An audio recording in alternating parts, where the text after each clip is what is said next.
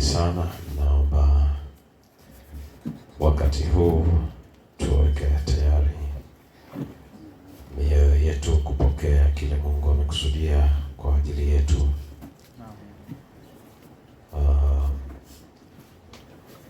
Usione kama umekuja bure. Usione kama umekuja tu kutimiza wajibu, lakini kitendo cha wewe kufika mahali hapa, basi kuna makusudi halisi ya Mungu yanayohusiana na wewe. Bwana Yesu asifiwe. Tupo katika kipindi kizuri cha kukumbuka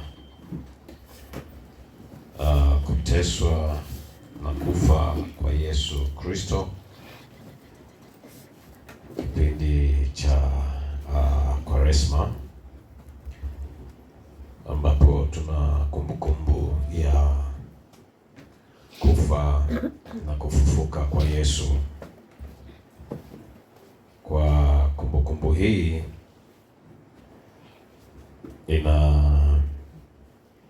inanipeleka nijue kuwa kuna ukombozi kwenye maisha yangu. Bwana Yesu asifiwe. Hatuadhimishi tu kufa na kufufuka kwa Yesu kama fashion, lakini tunajikumbusha kufa na kufufuka kwa Yesu kwa sababu ya ukombozi baada ya mwanadamu kuondoka usoni kwa Mungu au kuondoka kwenye makusudi ya Mungu. Ndiyo sababu ya kila mwaka tunakuwa na kumbukumbu ya kukumbuka au kujikumbusha kuwa sisi tuna ukombozi. Yaani kuna namna ambayo tulikuwa wana wa Mungu, lakini tukatoka kwenye lengo la Mungu la kutufanya kuwa wana. Baadaye Mungu aliturejesha tena kupitia jina la Yesu Kristo. Na hii inatukumbusha sana kuwa pendo la Mungu ni la pekee yake sana na la namna ya ajabu kwetu, lisiloweza kufananishwa na upendo wa namna yoyote. Na kwa sababu anatupenda sana, katika upendo huu anatujali sana. Unajua kuna upendo wa mtu kukupenda alafu hakujali, lakini Mungu wetu anatupenda na kutujali sana. Nimesema kuna upendo wa kukupenda halafu hakujali. Kwa mfano, mtu mwenye mke au mwenye mume. Ninaongea habari ya mke au mume kwa sababu huu ni mwanzo wa familia. Sasa mume anamwambia mkewe kuwa nakupenda sana mke wangu, lakini akizunguka anajifanyia shopping, yeye anakuja kajinunulia t-shirt. Halafu akifika nyumbani, mke wangu nakupenda sana, lakini nilipopita kwenye yale maduka nilijinunulia t-shirt hii hapa. Inanipendeza mke wangu. Haleluya. Hapa kuna upendo, lakini ndani yake kuna unafiki na hakuna kitu kinachoitwa kujali. Haleluya. Anayekupenda na anayekujali, manake anakupenda lakini anakupa mahitaji yako yote. Haleluya.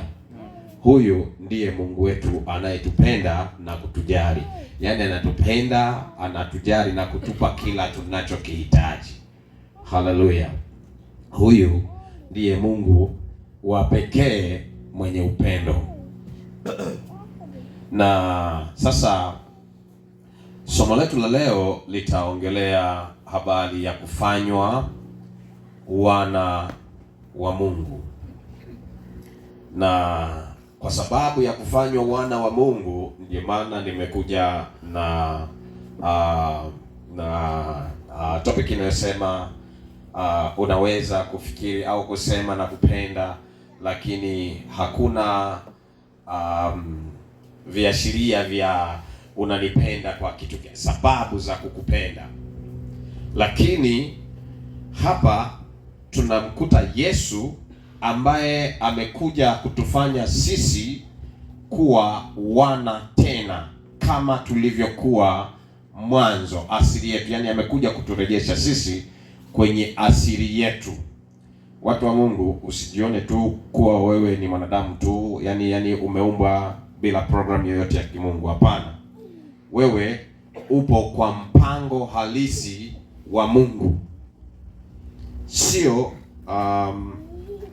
kuna mtu mwingine amesema labda mimi nimezaliwa kwa bahati mbaya. Nikwambie kitu Mungu hajawahi kufanya kitu kwa bahati mbaya. Yaani kwenye uumbaji wako wewe hajakuumba kwa sababu akiwa na haraka. Mungu amekuumba akiwa na utulivu sana, lakini amekuumba kwa mpango halisi. Na kwenye kukuumba wewe amekuumba kukufanya kuwa familia yake.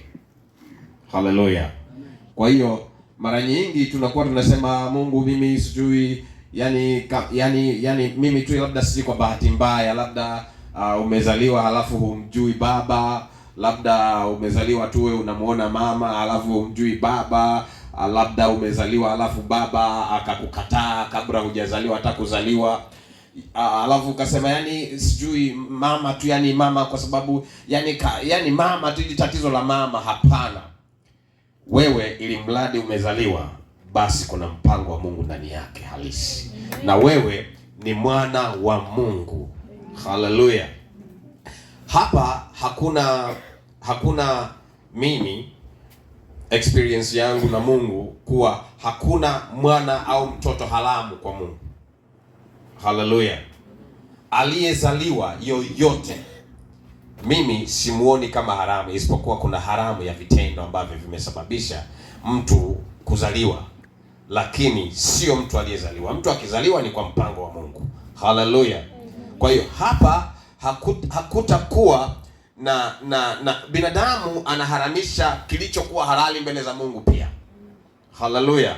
Lakini uhalisia, kila alichokiumba Mungu kakiumba kwa mpango wake na kwa mapenzi yake.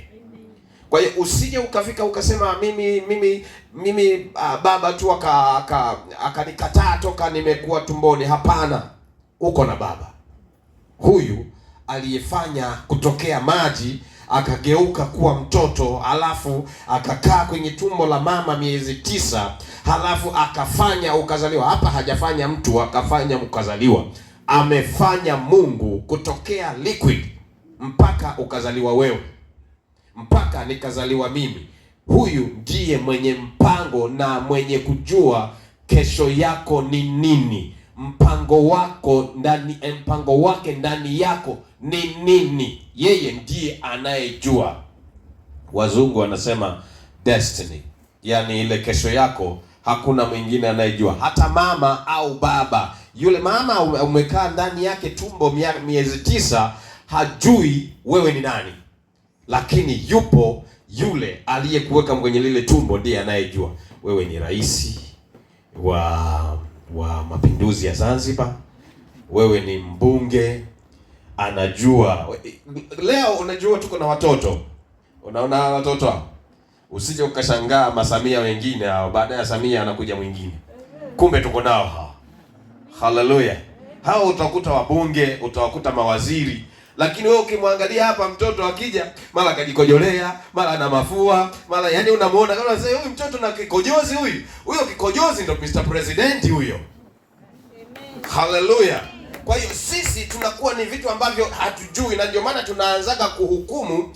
Mimi nasema kuhukumu kwa sababu tunaongeaga ovyo kwenye mpango wa Mungu. Na sasa tunapokuja kujifunza kufanywa wana, maana tuliteleza kule kutoka kule kwenye ukamilifu wetu, tukatoka kwenye utukufu wa Mungu, sasa tukafanywa upya tena. Haleluya.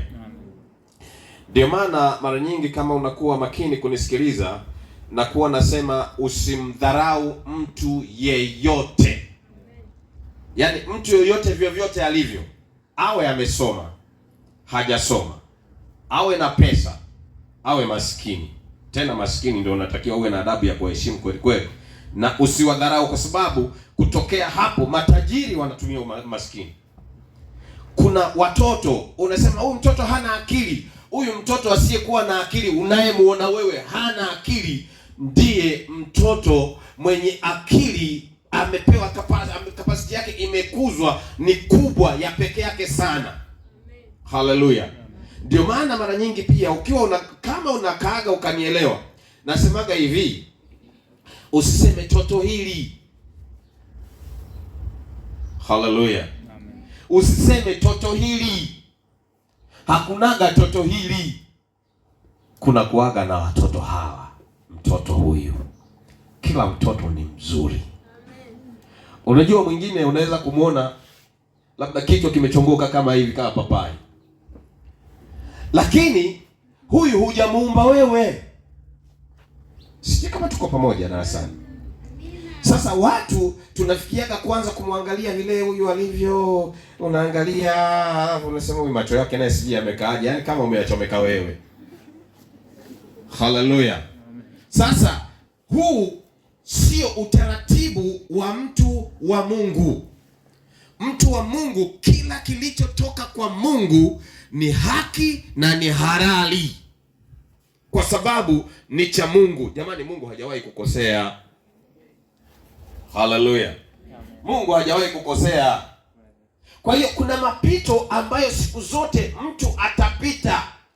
Utamkuta yuko mwaka wa kwanza, mwaka wa pili, huyu naye cha pombe tu, huyu naye mabangi mengi.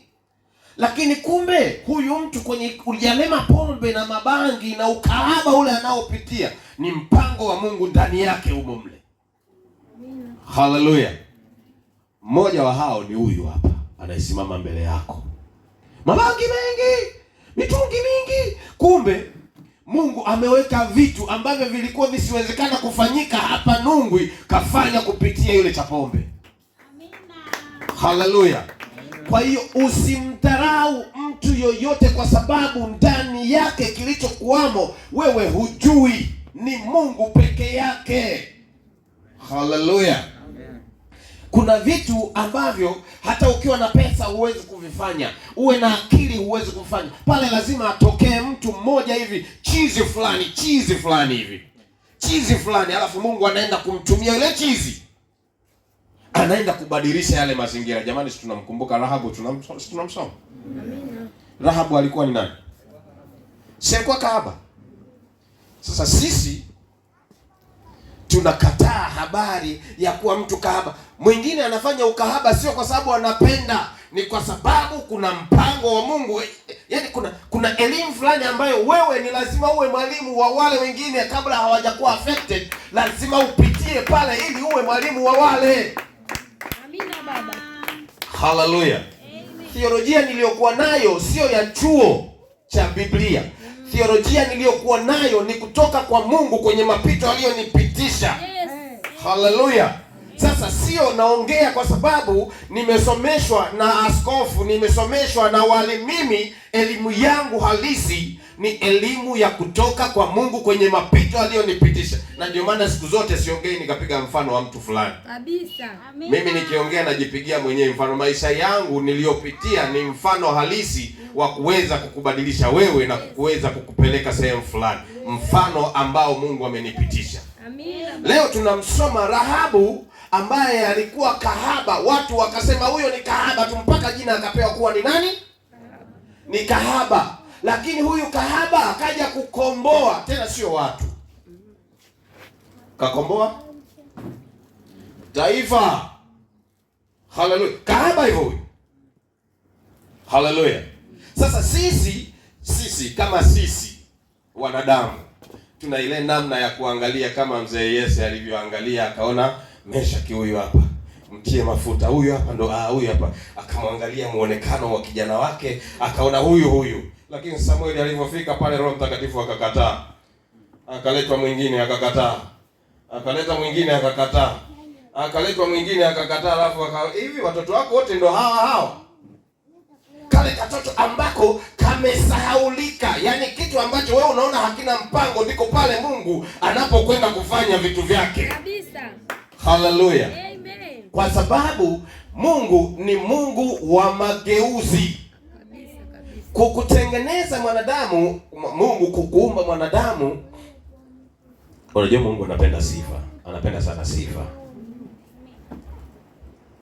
Na ukitaka kumuona Mungu, penda kumsifia Mungu. Haleluya, penda kumsifia Mungu. Nikwambie kitu, ukitaka kuona mtoto anakuwa na akili, penda kumsifia sifia. Yaani penda kumsifia sifia. A good boy. Umefanya vizuri sana. Hichi hapa umefanya. Yaani ukianza kumsifia sifia kwa umefanya vizuri. Yaani usio wa kumlalamikia. Kumbadilisha mtoto bila bakora ni rahisi sana. Amina. Inawezekana. Sijui kama mtu ananielewa. Yaani unaweza ukamlea mtoto usimpige bakora, lakini kumencourage tu, you're doing very good, unafanya vizuri sana. Ili hapa hili umefanya vizuri, lakini hichi hapa usifanye. Hichi hapa mwanangu sio kizuri sana, lakini kile pale ulichofanya kile ni kizuri sana. Unaona ulivyofanya vizuri, basi wewe endelea kufanya hivyo. Mtoto ataanza automatically kufanya vizuri kwa sababu unamuelekeza kule anakotakiwa kuelewa. Sio lazima umtafutie bakora mtoto, hapana. Sasa hivi ndivyo alivyo Mungu. Haleluya. Hivi ndivyo alivyo Mungu wetu. Mungu wetu ni Mungu wa upendo sana. Na ametupa uwezo mkubwa wa kufanya maamuzi sisi wenyewe. Na hili ndipo ninaposemaga Mungu ni wa wote, lakini sio wote wa Mungu. Mtu mmoja ananielewa hicho Kiswahili sijui? Amina. Yaani Mungu ni wetu sote, lakini sisi sote ni wa Mungu. Tumeumbwa na Mungu, lakini sio kila mmoja ni wa Mungu. Kwa sababu, hebu naomba ili tusiende sana, naomba tuangalie kwenye kitabu cha Yohana sura ya kwanza mstari wa 12. Mstari mmoja tunaomba tuende nao. Neno la Bwana linasema katika Yohana sura ya kwanza 12. Bali wote waliompokea aliwapa uwezo wa kufanyika watoto wa Mungu, ndio wale waliaminio jina lake. Haleluya. Bali wote waliompokea aliwapa uwezo wa kufanyika watoto au wana wa Mungu, na ndio wale waliaminio jina lake. Sasa kwenye kupokea kuna kutaka wewe na mimi, kuna kutaka wewe. Yaani hapa unapokea au staki, nataka au staki. Si unaweza kusema staki. Mimi staki. Haleluya. Kwa hiyo kama hutaki, unafikiri nitakulazimisha? Yaani wewe hutaki, alafu mimi nitakulazimisha? Si maamuzi. Lakini kama unataka, si unapokea? Bali wote waliompokea. Nimekwambia Mungu ni wa wote, lakini sio wote wa Mungu. Ni wale tu waliokubali kumpokea. Ni wale tu waliokubali kumpokea, yaani kusalimisha maisha yao kwake, kuacha mengine na kumfuata yeye. Bwana, mimi ndivyo nilivyo, hivi nilivyo ndo hivi. Ukahaba pembeni, ulevi pembeni, bangi pembeni, masengenyo pembeni, kiburi pembeni, jeuri pembeni, kila kitu pembeni. Je, kama kuna kitu kingine, hebu naomba niondolee hii jeuri, niondolee hichi kiburi. unataka unapewa. Na kama hutaki, si una kiburi kwa mfano, halafu yani hutaki kukiachia kile kiburi, Mungu alivyo anakupa kiburi zaidi, kwa sababu ndicho unachokitaka. Sijui kama tuko pamoja, mtu ananielewa? Yaani kama una kiburi halafu kukiachia hutaki, Mungu anakuongeza kiburi zaidi. Sasa ili tusiende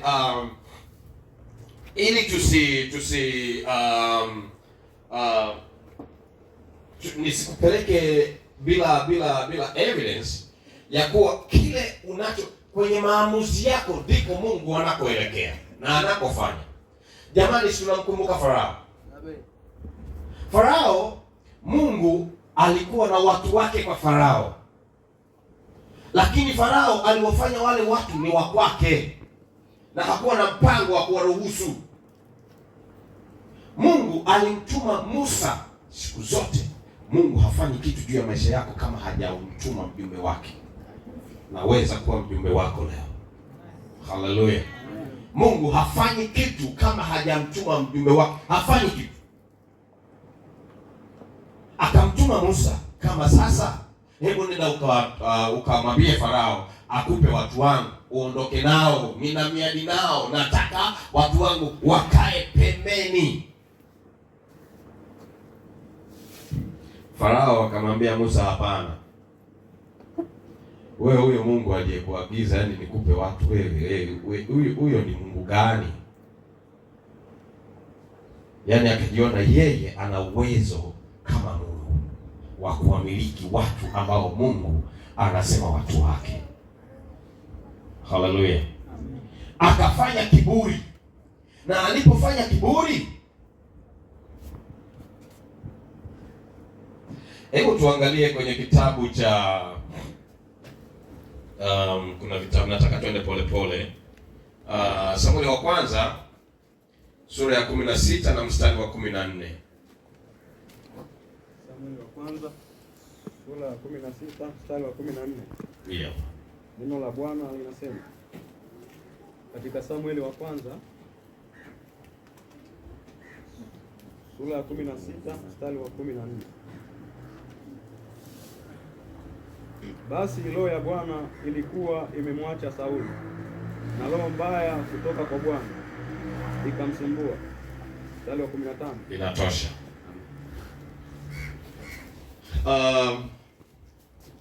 Sauli alipendekezwa kuwa kiongozi,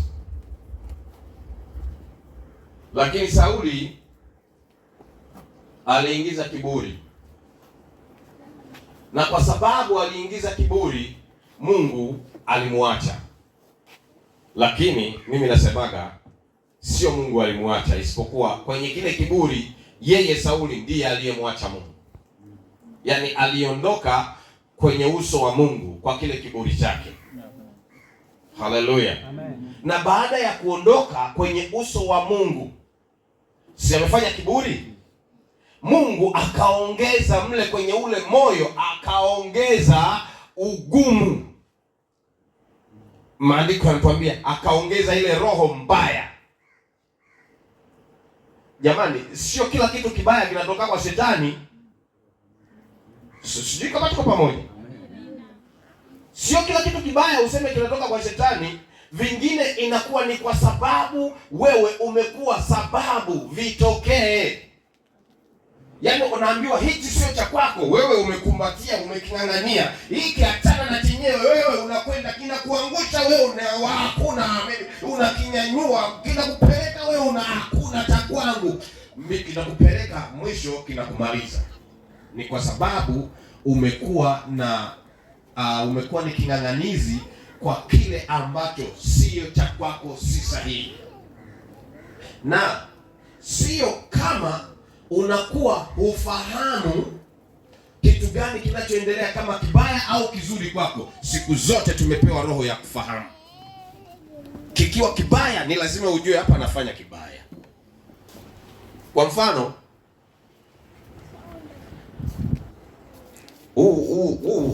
Wanga na uchawi si ni process?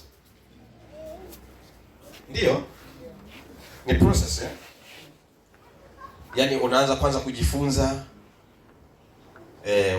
kujifunza halafu ukaanza kutumia sisi ndo kutumika kwanza. Yaani kuna elimu pale, kuna process mpaka kufikia kuwa wakakwambia yule gwiji kigagu. Kuna process pale. Pia vile vile kwenye ukahaba na mambo mengine yote mabaya ya namna yoyote au yawe mazuri ya namna yoyote yana process. Kwa hiyo kwenye process huku ndiko, kama kwa mfano ukiingia kwenye upande wa rohoni ukajizamisha 100% kwa Mungu, basi process ya kutokea pale ni lazima utakuwa na viwango vya peke yake sana vya kiroho. Haleluya. Sisi kama tuko pamoja na mtu fulani. Yaani kama ukiingia asilimia zote ndani ya Mungu, Mungu lazima adhihirike katika asilimia zote kwako, kwa sababu umekaa ndani naye ndani yako. Kwa hiyo pale kinachotokea ni moto wa Roho Mtakatifu kutokea kwako. Haleluya. Pale ndipo unapokuta wanatafuta namna ya kukuweka, hawakumalizi, wanaangalia hivi huyu mtu alivyokuwa jana ni tofauti. Hivi mwaka jana mnakumbuka huyu kijana alivyokuwa? Hebu muangalie sasa hivi. Yaani huyu kijana amekuwa mzuri, una uzuri wa Mungu ndani yako. Kwa hiyo unabadilika, unakuwa tofauti. Ndo pale kwenye matengenezo Yesu aliporudi kukurejesha kwenye upya wako. Nilienda nyumbani nikawa nimealikwa mkutano wa wiki nzima.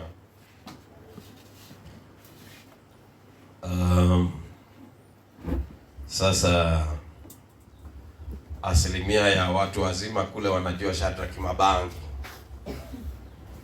pombe nyingi. Nilikuwa sina cha kujificha mimi, yani niseme eti nijifiche alafu ndo nivute bangi yangu. Hapana, mimi nalitengeneza alafu navuta huku na kwenda, au nimekaa sehemu yote wanavyovuta sigara na mimi ndo navuta bangi langu hivyo hivyo. Sasa baada ya muda nimekwenda, ni mwaka jana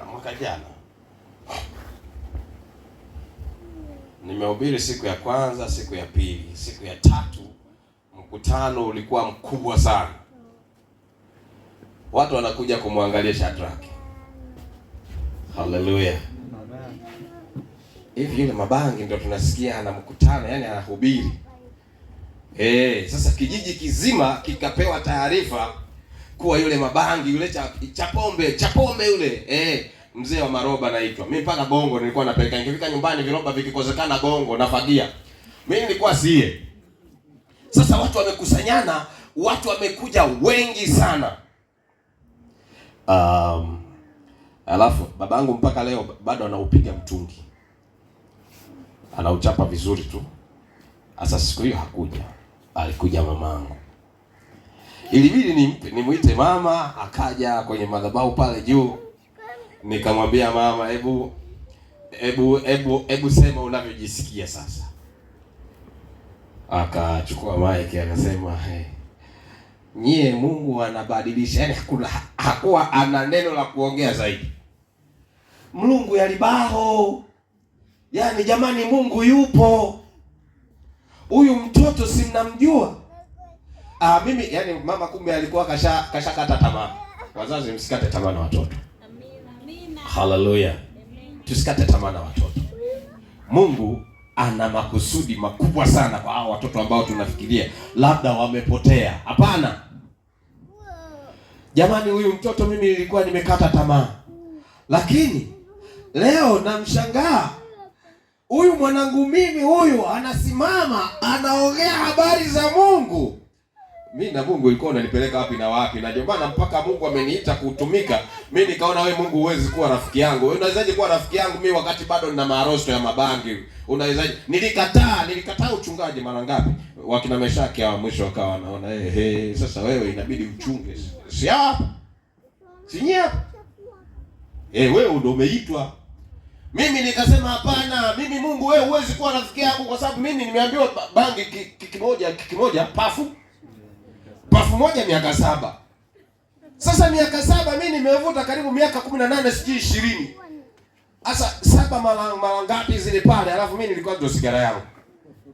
Sasa leo wewe Mungu unataka mimi niwe rafiki yako, inawezekana vipi? Hapana, nisikilizeni watu wa Mungu. Kule ulikopita ilikuwa Mungu anakupitisha ili waidha wengine wajifunze au uje kuwa mtengenezaji wa wengine. Haleluya. Kwa hiyo wewe hapo ulipo, wewe ni mwalimu. Wewe ni mwalimu. Wewe ni mchungaji. Kuna watu ambao Mungu amekuandalia. Wakati mwingine, unajua wakati mwingine nyinyi mnachunga watu halafu nyinyi hamuelewi. Yaani kuna mtu mwingine anaweza kuwa kashindikana huko, tabia zake zimekuwa mbaya, lakini akifika kwa Ima ukimwambia hivi unavyokwenda, ndugu yangu, hivi si sahihi. Akitoka pale, yaani ile ameambiwa na watu kila mmoja nyuma kabla ya Ima wamemwambia kama hii tabia sio nzuri, wamemwambia kwa namna nyingine, lakini kumbe Ima amewekwa maalum kwa ajili yangu. Kwa hiyo wewe ni mtu au kitu fulani. Yaani wewe sio upo tu, wewe ni kwa makusudi ya Mungu kwenye matengenezo ya wengine. Amina. Na hata wewe unajua kuna mtu fulani akikwambiaga kitu fulani lazima usikie, uelewe. Kwa hiyo Mungu alivyo ni Mungu wa matengenezo. Ukitaka kuelewa kwa nini Yesu amekuja kufanya nini? Yesu amekuja kutengeneza. Yaani baada ya sheria, yeye amekuja kuweka sawa ile sheria ikae sawa. Amesema jicho kwa jicho, lakini yeye amesema hapana. Usimchomoe jicho anayekuchomoa jicho. Anayekuchomoa jicho msamehe. Haleluya. Tena sio tu kumsamehe, tena umpende. Haleluya. Asa mtu yaani umemchomoa jicho. Ndugu yangu mmoja, mfano. Ndugu yangu mmoja akamfumania ugoni mke wake. Sasa amemfumania ugoni mke wake, kafika halafu kamwambia mke wangu, mwambie tu huyo kijana atoke. Mzee Meshaki, unatoka huko huamini kama jamaa hivi, jamaa kaniacha kweli? Kaenda zake. Halafu kamwambia mke wangu na njaa. Mwanamke anataka kuharisha, yaani anataka kufanya yote.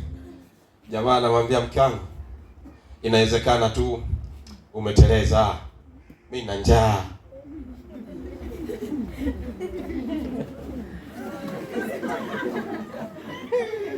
Mwanamke kaangalia, kaona huyu jamaa huyu si salama huyu. Yaani na hili bado yeye anapotezea. Huyu sio wa kawaida huyu. Ngoja mume wangu nakuja. Mume wangu nakuja. Katoka baruti. Hakwenda kwao. Akaenda kwa shangazi yake. Anakaa kwa shangazi yake, anaanza kumhadithia jambo limetokea. Mke wangu, nilikwambia una njaa, wewe kanipe kwanza chakula afu ende uje kuongea na shangazi huku. Kwani kuna nini? Shangazi anauliza.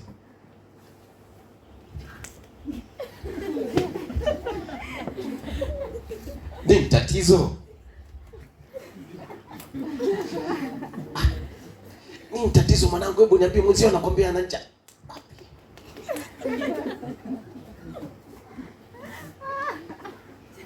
Sasa kumbe jamaa ndani yake ana moyo wa msamaha tu. Yule mtoto wa kiume kenda kukaa na vijana wenzie. Halo. Unajua kwenye kufumaniwa wakati mwingine kuongea kuambia mtu kama nimefumaniwa ni kazi sana. Nacho ni kipaji mpaka uambie watu. Sasa kafika ile hofu ile. Halo. Yule jamaa kanikuta na mkewe. Lakini yule jamaa kaniambia wewe sepa. Halo, yule jamaa ana moyo. Jamaa zake akamwambia ana moyo. Subiri atoke huko kwanza aliko. Yaani wewe kukuta na mkewe red handed. Alafu wewe unasema eti jamaa ana moyo. Subiri. Jamaa akakusanya begi. Huyo. Yaani kajitia jela mwenyewe. Sasa mtoto wa kike.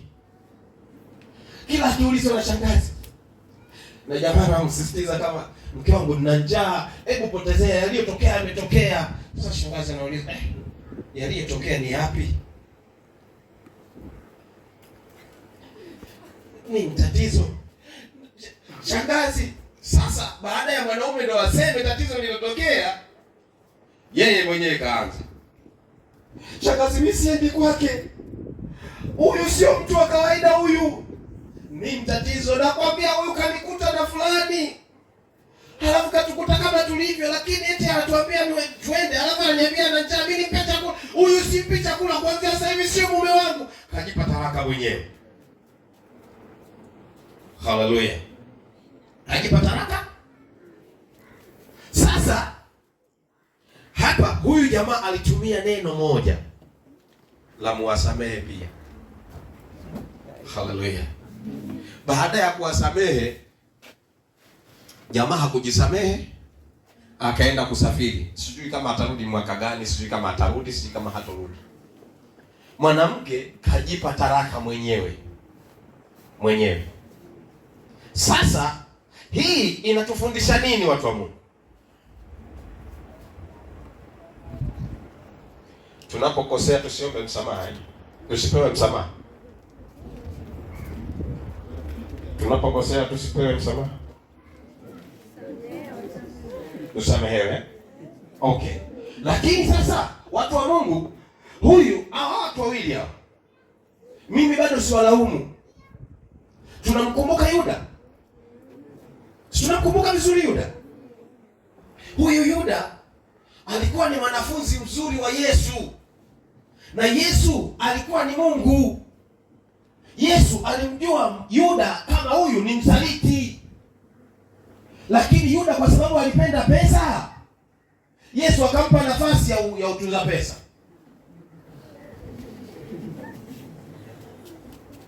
Au sivyo? Nimekwambia ni hivi, ukiwa na kiburi na hutaki kukiachia kiburi, unaongezewa. Yuda alikuwa anapenda pesa, akapewa uhasibu.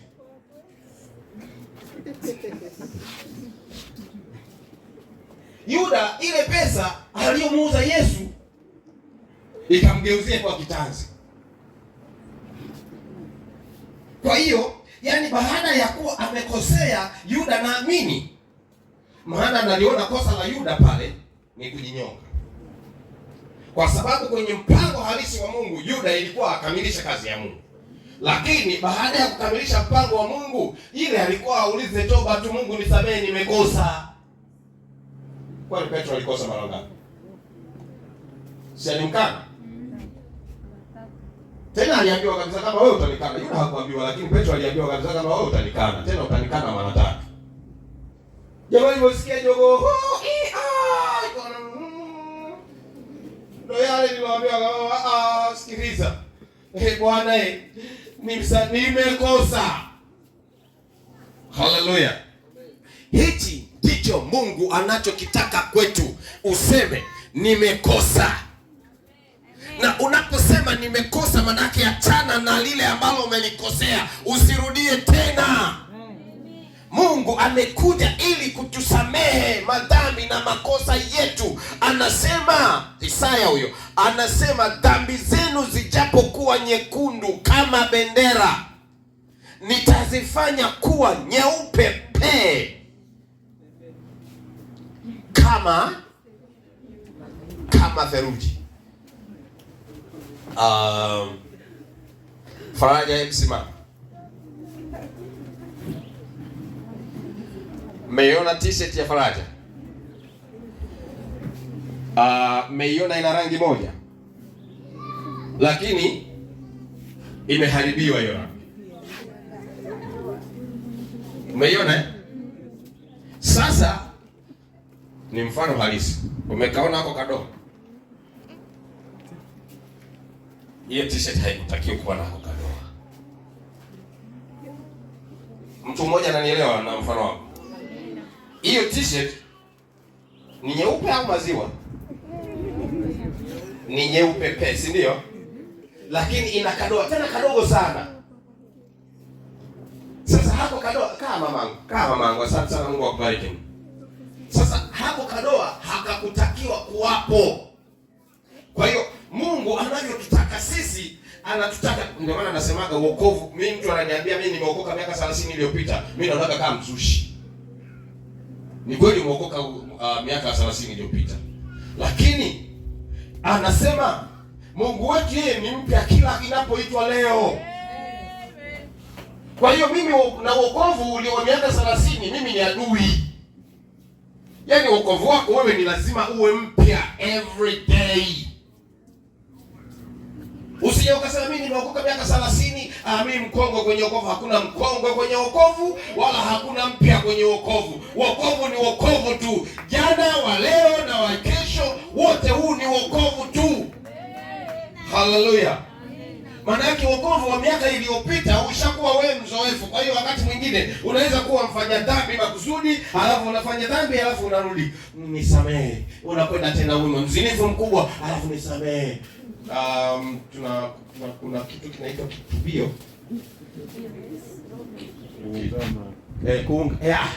Asante. Kumbe kuna walimu. Unaungama every day, yani wewe kuungama. Sikilizeni nikwambie. Kuna namna ya kutafuta utakatifu, watu wa Mungu. Yaani utakatifu unaulinda hivi. Kama jana umefanya vizuri, leo fanya vizuri kuliko jana. Jitahidi kufanya vizuri kuliko jana. Kwa sababu hii inawezekana. Kama mtu ulikuwa unamchukia, leo unaanza kujifunza kumpenda. Na kesho unampenda zaidi. Mwisho ule uadui unafutika, hata kama alikuwa hapendi hata kukuona, lakini anaanza, huyu jamaa sipendi hata kumuona, lakini jamaa anajipendekeza. Anajipendekeza nini? Ni kwa sababu anakataa uadui. Yesu amekuja ili tuwe wapya. Amen. Haleluya. Amekuja kutuondoa kutoka kwenye giza kututafutia nuru. Yeye ni nuru. Na kama yeye ni nuru, anasema wanaokaa ndani yake nao ni lazima wawe nuru. Amen. Yeye ni chumvi. Na kwa sababu yeye ni chumvi, na sisi tukikaa ndani ya chumvi tunakuwa, na sisi sasa tumekuwa chumvi ya dunia. Sisi ni nuru ya dunia. Sisi ni walimu wa hii dunia kupitia jina moja la Yesu. Sio jina lingine lolote. Tusiwe walimu wa kuongelea habari ya mafuta. Haleluya.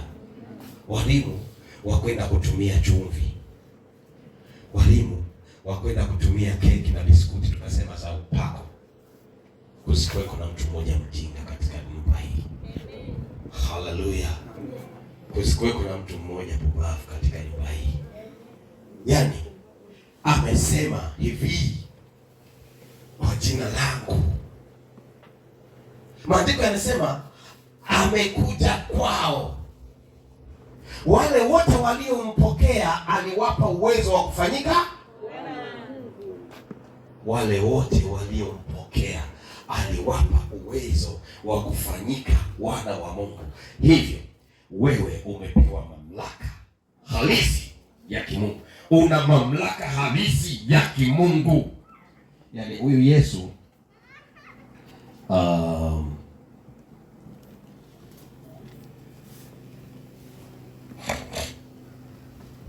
ni kaka mkubwa. Hivi unajuaga hilo? He's a big brother. Yaani Yesu ni kaka mkubwa. Wewe kama sio kaka yako mkubwa, shauri yako. Mimi ni kakaangu mkubwa. Haleluya. Si mwana wa Mungu? Mimi ni nani? Kupitia nani?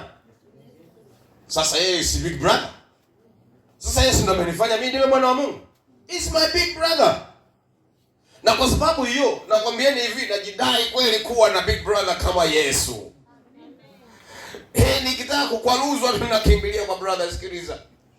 Brother, unaona jamaa bana anachokoza. Alafu brother anamwambia sikiliza dogo. Wewe tulia, mimi nitashughulikia hapa, weka hapa utulie. Haleluya. Wakija wanao mahelikopta yao, wakija na mahelikopta yao, wanakutafuta, wanakuta big brother kaweka mfuniko pale juu. Wanakuta big brother anawaka moto.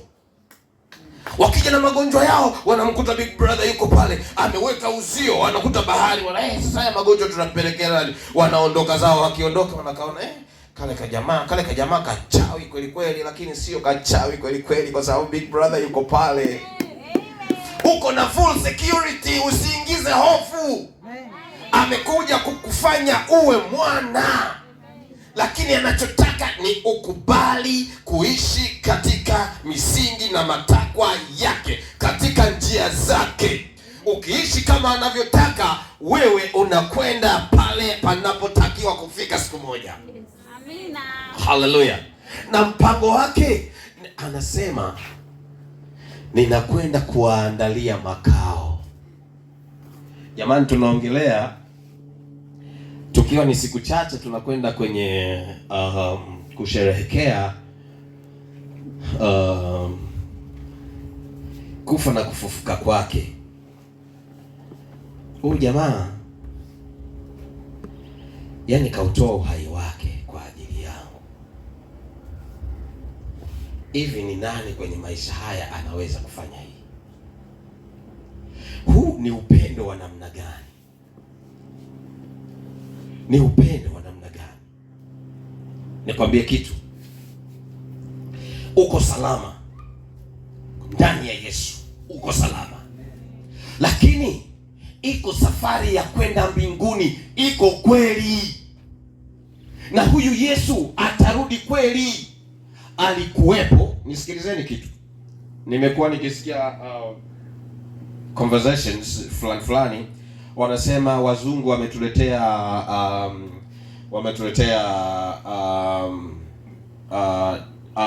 dini ya Kikristo. Bwana Yesu asifiwe. Amen.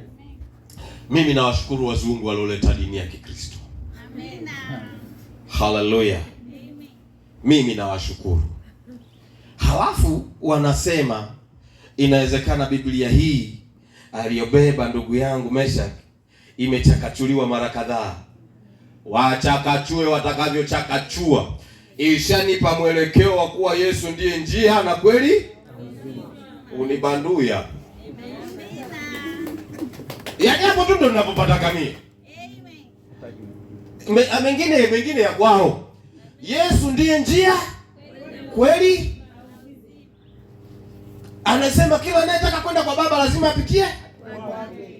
Sio kwa mafuta, sio kwa keki, sio kwa biskuti, wala sio kingine chochote. Unasikia kesi hiyo? Eti mfalme mwanamke naye anakuwa mfalme, alafu tusiwe wajinga wa kusikiliza vitu vingine mwanamke. Mfalme toka lini akawa mwanamke? Alafu anakataa kuitwa mwanamke, anakuwa malkia. Anakataa kuitwa malkia. Alafu wewe unakwenda pale. Hivyo akili zako zina akili kweli?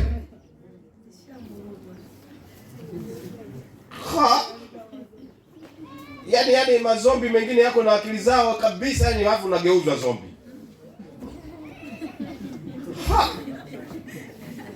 Nisikilize nikwambie kitu. Vyovyote itakavyokuwa, Yesu ndiye njia ya kweli na uzima. Hakuna kweli sehemu nyingine yoyote. Lakini kwa Yesu kuna kweli. Na Yesu mwenyewe ndiye kweli. na yeye ndiye njia, yeye ndiye chakula cha uzima, yeye ndiye maji yaliyo hai, yeye ndiye uzima huko kwake. Kwake hakuna magonjwa, hakuna udhaifu, kwake kuna kila unachokihitaji. Haleluya. Oh, mimi sijui ninakwenda mafuta, sijui mafuta ya upako, sijui it's gone, eh? No problem. I've got a voice. Sasa nikwambieni kitu. Yesu amesema mwenyewe, mimi ndimi njia, kweli na uzima.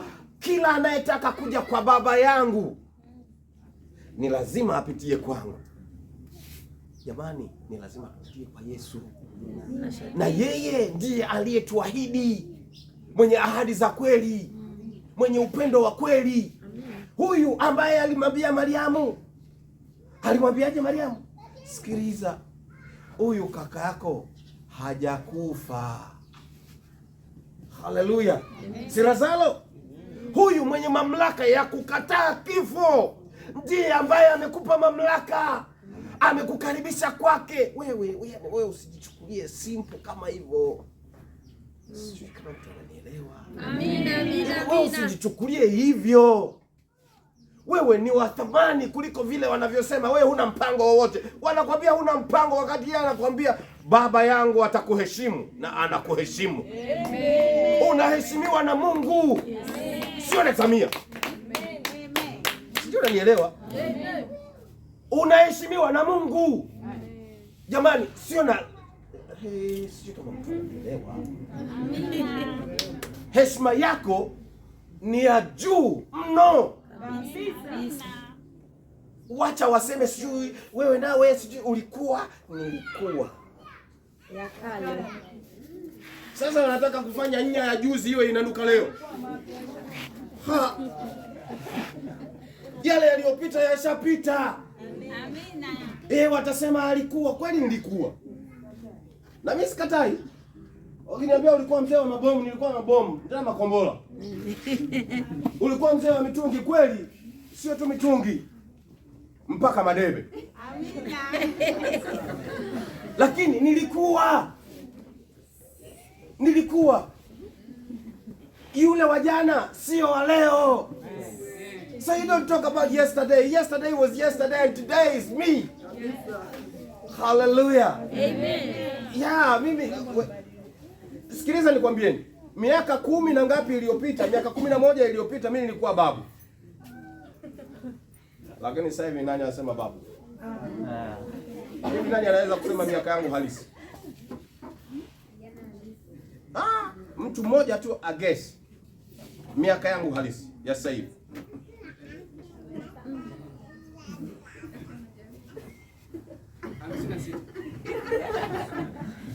Wewe mwanga. Nashamaliza kazi. Hallelujah. Lakini ukinipimia mimi sio 56.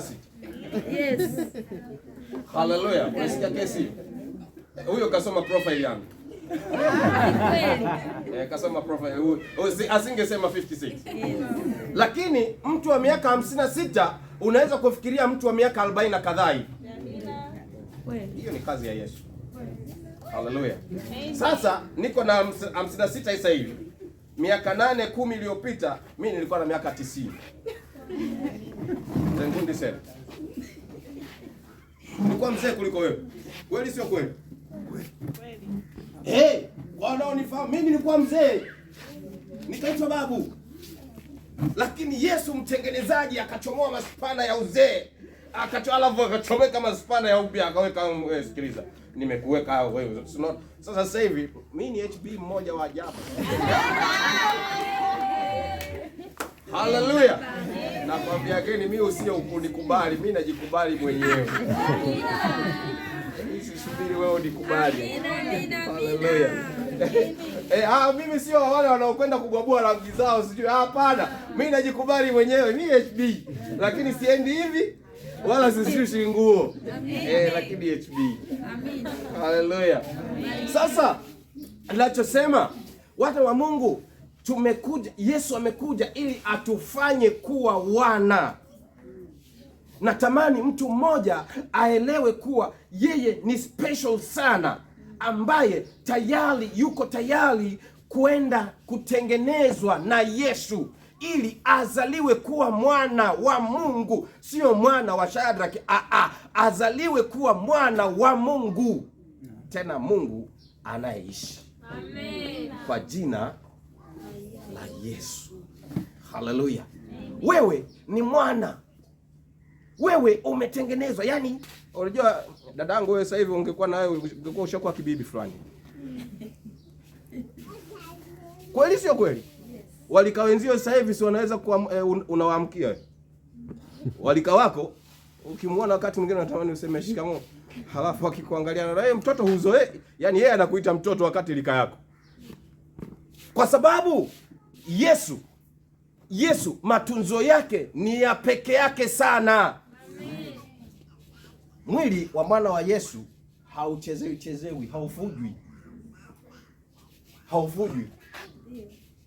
Utakakuta kabinti kama Kasara akazeeka. Haleluya. Amen. Sasa si unakaona walika wake bibi kabisa. Kweli sio kweli? Sema kweli. Wanatamani waamkie shikamoo. Yesu anatengeneza, lakini ukikubali. Yesu anatengeneza, lakini kama hutaki, si ndio hutaki? Wewe hutaki, utakuja humu utatafuta kwa vijana. Unakuja kwenu vijana kidogo. Kwa vijana. Akija humu anakuja na ngoja mimi mwimbaji. Bwana Yesu asifiwe sana. Haleluya. Mimi namshukuru Mungu ameniokoa. Majina yangu naitwa Shadrack Peter Chinolo. Nimeokoka na mpenda Yesu, na mimi ni mwimbaji na ni mwalimu wa kwaya kule ninapotoka. Haleluya. Na nitajiunga na kikundi cha kwaya. Ninaomba mnipokee. Na wanakwaya tunakupokea. Welcome, karibu. Tunashangilia. Kumbe matenki makubwa ya gesi akizamia hapa Tumbatu mbona dakika sekunde. Sasa haya masafa yake yeye ni mpaka Tanga. Akiibuka ananyonya pumzi kidogo, anaangalia kama na mabinti wake wawili. Anazama tena. Akizama tena na wale papa wa Sudani mle ndani anakatiza yeye na tenki lake anakwenda. Akiibuka akiangalia kuna mabinti wawili watatu. Anakwambia vibinti viwili vimejiunga na kwaya mali mpya hii. Jamaa anazama. Unajua Bwana Yesu asifiwe. Unajua mimi ni mgogo nimeokoka toka tu nilipozaliwa tumboni mama yangu. Nikawa nimeokoka. Sasa unajua dada, okay, karibu sana. Sisi hapa ndo tunapoimba, tunafanya 1 2 3 na mwenyekiti wetu mmoja huyu na mwingine huyu hapa, huyu mtunza hela zetu, huyu hapa ndo vile. Okay. Na mimi ndo mwalimu na huyu hapa mwalimu wangu msaidizi. Mwalimu wangu msaidizi jina lake anaitwa Alex. Okay. Basi karibu sana mwalimu mpya hivi. Hivi namba yako ya simu ndo ipi? Mtu anaanza kufariki hapo.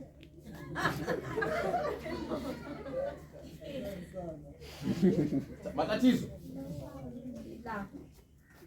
Nikwambie kitu. Anataka uzaliwe upya. Anataka uende naye. Usizamie, usiwe mzamiaji. Nikwambie kitu. Ngojeni vijana wangu niwaambie kitu. Sio kila jasho unalolikumbatia lina baraka na wewe na mabinti zangu hivi. Mwingine ni mapepo. Ukishalikumbatia unafukuzwa kazi, au hujafukuzwa kazi, pesa utakayokuwa unapata, yani unatia mfuko huu, alafu ukiangalia mfuko huu, alafu hivi nimetia pesa mfuko. Zimekwenda wapi huelewi. Kwa hiyo sio kila jasho unalokumbatia lina baraka na wewe. Kaa na Yesu vizuri. Amen. Yesu atakupa alio wa kwako. Atakubariki, amesema nitabariki kazi ya mikono yako, sio nitalaani kazi ya mikono yako. Sasa wewe uko na Yesu lakini unaishi kama mtu mwenye laana, mwenye mikosi, mwenye kila kitu kibovu, kichafu. Nikwambia hivi, hakutakuwa na maendeleo ya namna yoyote, kwa sababu majasho mengine unakumbatia pepo lingine, ukikumbatia ndo lishakuganda. Yaani utafanya kazi miezi miwili washakutimua kazi. Utafanya kazi mwezi wa kwanza, wa pili, wa tatu. Yaani sio kama unakosa, lakini tu kwa sababu kuna lile dude linakugeuza vile ulivyokuwa wewe, linakuondoa, sasa linakuwa lenyewe. Wewe sometimes boss akikuangalia anaona hivi huyu kijana anakuwa kama bebe. Mbona kama mbona simuelewage, wakati mwingine anakuwa, wakati mwingine unakuwa kaa dubu. Yaani wewe unajiona ya kawaida lakini unakuwa kaa dubu wakati mwingine. Sasa bosi anaona huyu hapa hapana, huyu ni kama sio mchawi, ni mwanga. Huyu hapa no job from today. Pesa zako 1 2 3 hizi hapa, chukua kakae pembeni kwanza.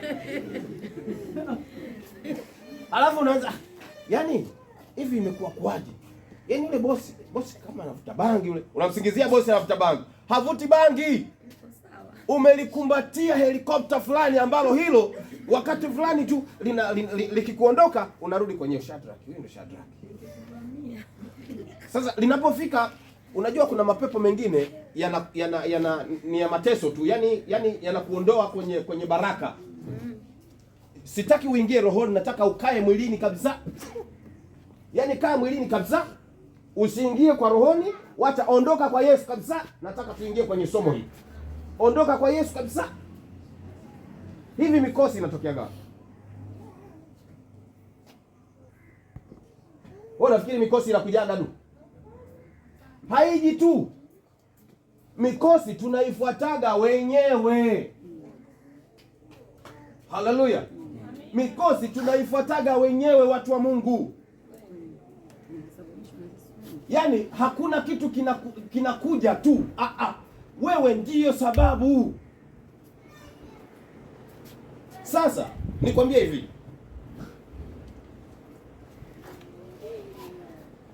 kama Mungu mwenyewe amesema, mwambie Ibrahim,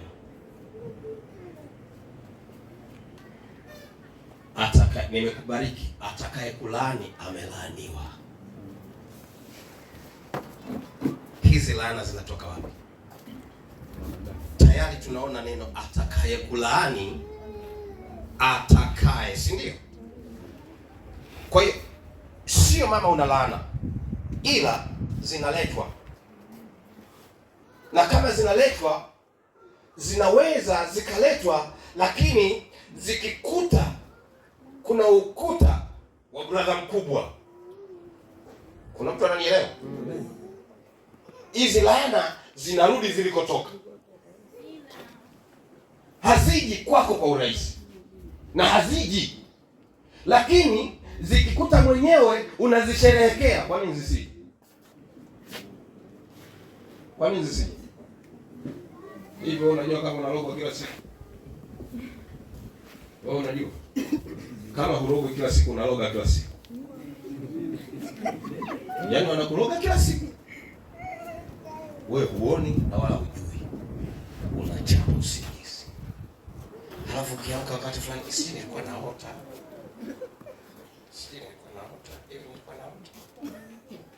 Ukiona kama jamaa anakuja anataka kuninyoa nywele, nikampiga kibao. Hivi nilikuwa naota. Kumbe kweli ulimchapa mtu kibao. Halafu ukitoka mlangoni, wa kwanza kupita yeye.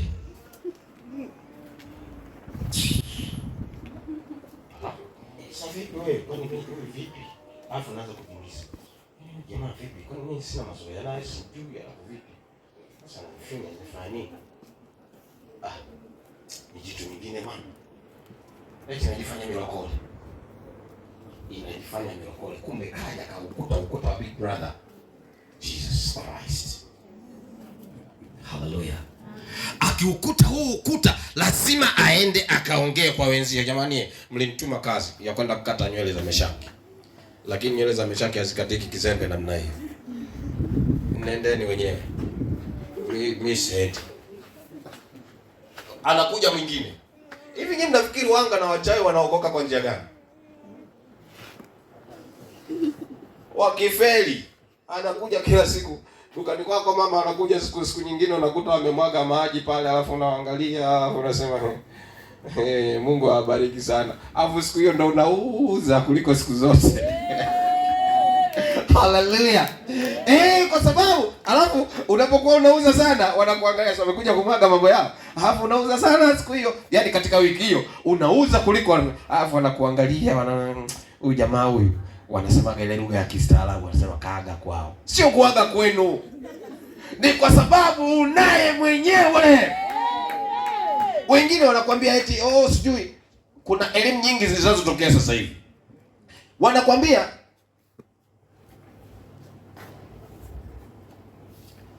mali hazilindwi na Yesu. Nakwambia hivi, wewe na mali zako mwangalizi mkuu ni Yesu. Amen. Hallelujah. Wewe na pesa zako. Nimemsikia jamaa anasema anafungaga vikaratasi kwenye kona. Pumbavu, umemsikia? Anafunga eti mali zinatafutwa kwa namna. Sikilizeni nikwambieni. Mali ni mpango wa Mungu, wewe umiliki. Na mlinzi wa mali yako ni Mungu mwenyewe kupitia jina la peke yake la Yesu. Basi. Hallelujah.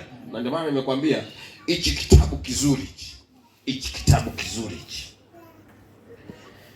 Mimi naishi nacho kwa mistari kadhaa. Mingine yote wao waichakachue. Lakini mimi ninachojua Yesu ndiye njia ya kweli.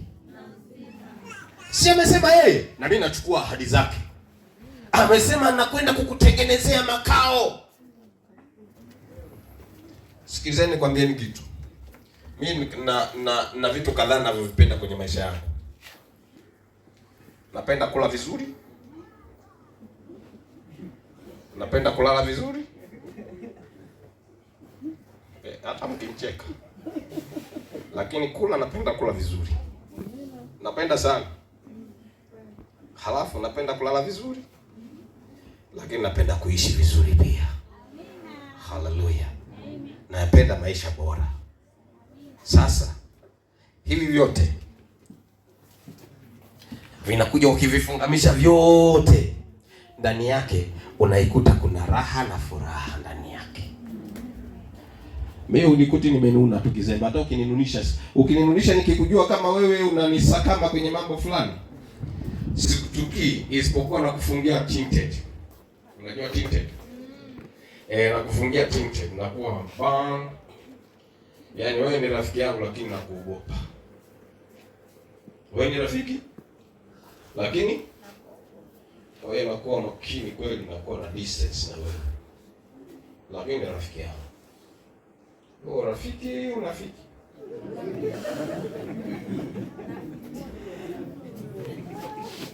Na weka distance kwa sababu unajua time yote wewe utanikorofisha. Kwa hiyo nakuwa makini na wewe. Aisee, ikiwezekana na namba zako na block kabisa. Ukipiga yuko busy. Ukipiga yuko busy. Lakini tukikutana kama kawaida, isipokuwa ya kwako ya kwako, ya kwangu ya kwangu. Hallelujah. Sio kama umenielewa. Na huyo ndo mimi. Nikija kwako dadangu. Nikija kwako unakuja naongea ya kwangu. Yakishaisha usije ukasema kaa kidogo. Yakishaisha naondoka, safari ishaiva hii. Yaani sikai nikaongeza dakika 2 kwako. Ukiniagiza kwako, ukinialika kwako, ujue una kitu cha kula. Kama unanialika chakula, nikishamaliza kula safari huyo. Yaani sitaki kukaa nisubiri mengine niongeze dakika 2 nianze kuongea. Si unajua Jumapili tulivyokuwa pale kanisani Meshaki pale alikuwa amekaa. Yaani yeye kazi yake kuweka hivi. Tusiji kama anaelewa au haelewi. Mimi sitaki habari hizo. Hallelujah. Mimi niongee ya kwangu, yakishaisha yamekwisha. Na ukija kwangu, karibuni sana kwangu. Lakini ukija njoo na yako. Ukiniletea habari za Meshaki, wewe nakufukuza tena na kutoa berenge. Unajua berenge? Umbea mimi sitaki. Mimi na umbea ni vitu viwili tofauti. Sasa Yesu amekuja ili usiwe mbea. Amekuja ili usiwe mnafiki. Amekuja ili usiwe mwanga. Amekuja ili usiwe mchawi wala kulogaloga. Habari za kulogaloga achana nazo. Amekuja ili usiwe muongo. Habari za uongo achana nazo. Amekuja ili usiwe mnafiki. Habari za unafiki achana nazo. Anakutaka uwe wewe kama ulivyo, uwe safi, mwenye uhakika wa safari ya kwenda mbinguni, kuwa mimi ni mwenye safari ya kwenda mbinguni, na siendi na mafuta, siendi na keki, siendi na chumvi, siendi na biskuti, siendi na maji ya upako. Ninakwenda na Yesu wa upako. Pale alipo anasema anakwenda kuniwekea makao. Ninataka kwenda kuishi pale. Amen. Na anajivunia watu wanaotuna na misuli mikubwa ya namna ya kuwa mimi kwa imani ndani ya Kristo Yesu ninaishi. Anawataka watu kama hao. Haleluya. Hebu tusimameni watu wa